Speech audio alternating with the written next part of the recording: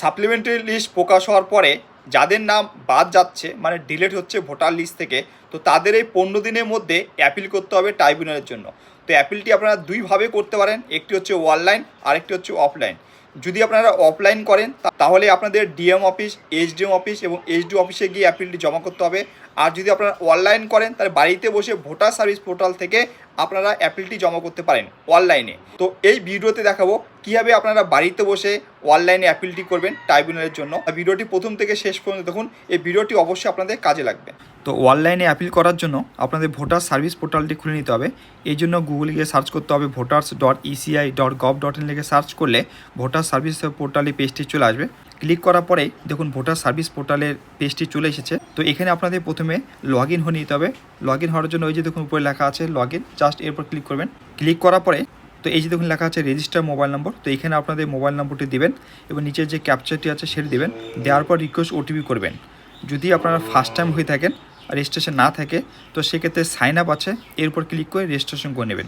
তো আমাদের already register করা আছে, তো আমরা জাস্ট মোবাইল নম্বর দিব এবং নিচে যে ক্যাপচারটি আছে সেটি দেবো।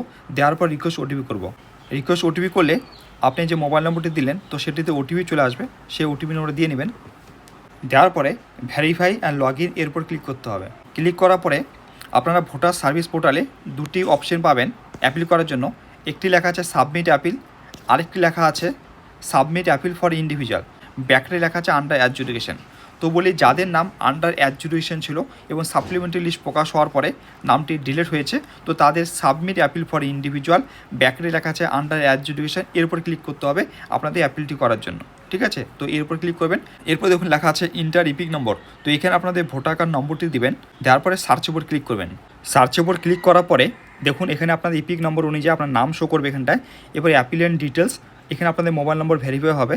এবার ফুল নেম, যদি আপনাদের নামটি সঠিক না আসে এখানটায় তো এখানে আপনার ফুল নেম এই ঘরে আপনার নামটি লিখবেন। এবার ইপিক নম্বর মানে আপনাদের ভোটার কার্ড নম্বরটি আবার লিখবেন এখানটায়। লেখা পরে এই যে দেখুন প্রথমে লেখা আছে full address with pincode maximum 250 character. তো এখানে কি করবেন, এখানে আপনাদের অ্যাড্রেসটি লিখতে হবে, মানে আপনার আধার কার্ডে যে অ্যাড্রেসটি আছে বা আপনাদের যে অ্যাড্রেসটি আছে ডকুমেন্টে, তো সেই অ্যাড্রেসটি এখানে লিখবেন। আর সন অফ করে আপনার বাবার নামটি লিখতে পারেন, ডটার অফ করে আপনার বাবার নামটি লিখতে পারেন যদি আপনি মহিলা হয়ে থাকেন, আর ওয়াইফ অফ করে আপনাদের হাজব্যান্ডের নাম লিখতে পারেন। ঠিক আছে, এরপর ভিলেজ কী আছে, পোস্ট অফিস, পিএস, ডিস্ট্রিক্ট কী আছে, ওয়েস্ট বেঙ্গল তো স্টেট সেটি তো লিখবেন। পিনকোড, এবার আপনার পিনকোড যেটি আছে সেটি লিখে দেবেন।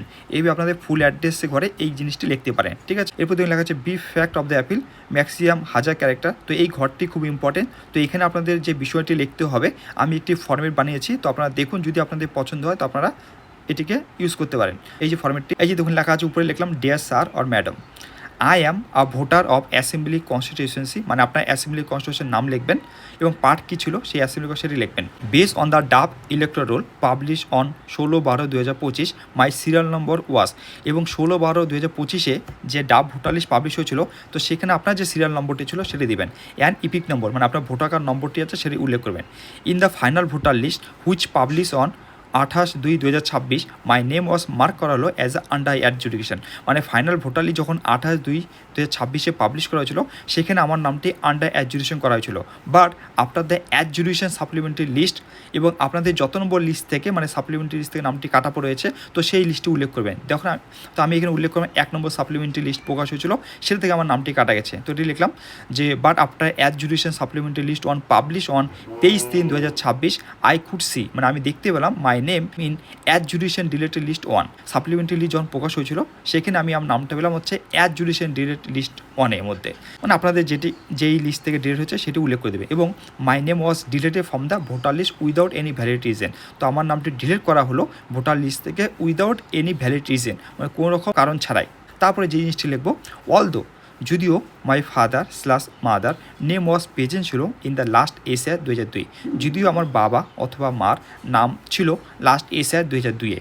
তো আপনাদের যদি বাবা মার নাম লাস্ট এসআরে থাকে তো আপনারা লিখতে পারেন, যদি না থাকে তো এই ঘরটি লিখবেন না, আপনারা অন্য জিনিস লিখতে হবে। এবং আমি এখানে উল্লেখ করলাম যদি লাস্ট এসআর থাকে। এরপর হচ্ছে মাই ফাদার/মাদারের লাস্ট এসআর 2 ডিটেলস, মানে 2002 ডিটেলস কী ছিল সেটি লিখলাম। অ্যাসেম্বলি কনস্টিটিউশন নেম কী আছে, এসি অ্যাসেম্বলি কনস্টিটিউশন নাম্বার কত ছিল, পার্ট নম্বর, সিরিয়াল নম্বর এবং ইপিক নম্বর মানে ভোটার কার্ড নম্বর কী ছিল, তো সেটি লিখে দিলাম 2002-এর, মানে 2002-এর লাস্ট এসআর ডিটেলসটি উল্লেখ করে দিলাম যে ওনাদের লাস্ট এসআর ডিটেলস ছিল। এরপরে যে I have all this document, এবং আপনারা এখানে উল্লেখ করবেন যে আপনার কী কী ডকুমেন্ট আছে। যেহেতু এখানটায় সাপোর্টিং ডকুমেন্ট আপলোড করার জায়গা নেই, তো আপনাদের এখানে উল্লেখ করতে হবে আপনার কী কী ডকুমেন্ট আছে। ঠিক আছে, তো লিখলাম I have all this document, মানে আমার এই সমস্ত ডকুমেন্ট আছে। 1 নম্বর হচ্ছে বার্থ সার্টিফিকেট দিলাম, যদি আপনার বার্থ সার্টিফিকেট থাকে। তবে বলি এখানে আপনাদের যেই ডকুমেন্টগুলো উল্লেখ করবেন যেগুলো আপনার কাছে আছে। তো আমার ক্ষেত্রে উল্লেখ করলাম বার্থ সার্টিফিকেট, এমপি মানে এডুকেশন কোয়ালিফিকেশনের মধ্যে আমার এমপি অ্যাডমিট কার্ড সার্টিফিকেট আছে, domicile certificate, passport, Aadhaar card, PAN card, ration card, bank account, driving licence, electricity bill, gas connection bill, LIC deed, land deed, government employ ID card, মানে আপনাদের ক্ষেত্রে যেটি আছে তো সেই ডকুমেন্টটিকে আপনারা এখানে উল্লেখ করে দেবেন। এরপরে যে জিনিসটি আমি লিখেছি, and my father slash mother also have this document, এবং আমার বাবা এবং মারও কী কী ডকুমেন্ট আছে সেটি উল্লেখ করে দেবে আপনারা। লাস্ট এসআর কপি 2002 যদি থাকে, এবং প্রেজেন্ট এসআর কপি ওনাদের নাম উঠেছে সেটি দিলাম copy, voter card, Aadhaar card, PAN card, LIC deed, post office account, bank account, land deed, electricity bill, gas connection bill, মানে যা আছে, এবং আপনার প্যারেন্টসের বাবা মার যা আছে সেই ডকুমেন্টটি এখানে উল্লেখ করে দেবেন। আরেকটি কথা বলি, যদি লাস্টে এসে আপনাদের বাবা মার নাম না থাকে, যদি আপনাদের জ্ঞান ফাদার এবং জ্ঞান মাদারের নাম থাকে, তো সেটি আপনারা এখানে উল্লেখ করে দিতে পারেন বাবা মার জায়গায়। ঠিক আছে, এরপরে আমি উল্লেখ করলাম এটি, despite having all the necessary documents of mine মানে my and my parents, my name has been deleted from the voter list. এই সমস্ত ডকুমেন্ট থাকা সত্ত্বেও আমার নামটি ডিলিট করা হলো ভোটার লিস্ট থেকে। তো এটি 1000 ক্যারেক্টারের মধ্যে আপনারা এই জায়গাটি লেখার চেষ্টা করবেন। বাট আমার এই ফর্মেটটি যদি পছন্দ হয় তো আপনারা এটাকে ইউজ করতে পারেন, অথবা এই ফর্মেট থেকে ধারণা নিয়ে আপনারা এখানে লিখতে পারেন 1000 ক্যারেক্টারের মধ্যে। এরপর রিলিফ শর্ট, তো এই জায়গাটা কী লিখবেন 500 ক্যারেক্টারের মধ্যে।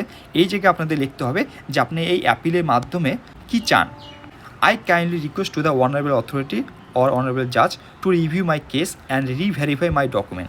তো আমি রিকোয়েস্ট করতেছি অনারেবল অ্যাপিলের অথরিটি অ্যান্ড অনারেবল জাজের কাছে টু রিভিউ মানে আমার রিভিউ করার জন্য মাই কেসটাকে, and re-verify my documents. I have all the supporting document which I mention here, both mine and my প্যারেন্টসের। আমি এখানে আমার এবং আমার বাবা আমার ডকুমেন্ট দিলাম, এখানটায় অ্যাটাচ করলাম। I hope that after verifying my and my প্যারেন্টসের document my name will be re-include হবে ইন দ্য ভোটার লিস্ট। আশা রাখবো যে আমার এগুলো ডকুমেন্ট এবং আমার বাবা আমার ডকুমেন্ট চেক করার পর আমার নামটি ভোটার লিস্টে উঠবে। এইভাবে লিখবেন। এরপর থ্যাংক ইউ লিখে দিলাম। এর প্লেস থেকে ফর্মটি ফিল আপ করতে চান সেই প্লেসটি দেবেন। এরপর আপনাদের এখান থেকে সাবমিটের উপর ক্লিক করতে হবে। সাবমিটের উপর ক্লিক করার পর এখানে আপনাদের আধার অথেন্টিকেশন করা হবে। আধার অথেন্টিকেট করার জন্য অবশ্যই আপনাদের আধার কার্ডের সাথে মোবাইল নম্বর লিঙ্ক থাকতে হবে, নাহলে কিন্তু আপনারা অনলাইনে অ্যাপিলটি সাবমিট করতে পারবেন না। আরেকটি ইম্পর্টেন্ট জিনিস, যাতে আপনার আধার কার্ডের সাথে ভোটার কার্ডের নামের ম্যাচ হয়, মানে আধার কার্ডে যে নামটি আছে সেই নামটি যেন আপনার ভোটার কার্ডে থাকে, অথবা ভোটার কার্ডে যে নামটি আছে সেটি যেন আপনার আধার কার্ডে থাকে। যদি ম্যাচ না হয় তাহলে কিন্তু আপনারা অনলাইনে অ্যাপিল করতে পারবেন না। সেক্ষেত্রে আপনাদের অফলাইনে আপনাদের ডিএম অফিস, এইচডিএম অফিস অথবা এইচডি অফিসে গিয়ে আপনাদের অ্যাপিলটি জমা করতে হবে। তো এটি বলার ছিল, এবং অফলাইনে কীভাবে করবেন বা কীভাবে ফর্মেটটি লিখবেন সেটির জন্য আমি ভিডিও দিয়েছি, চাইলে আপনারা দেখতে পারেন। এবং ভিডিওটি যদি আপনাদের ভালো লেগে থাকে তো আমার এই পেজকে ফলো করতে ভুলবেন না। আর ইউটিউব থেকে দেখলে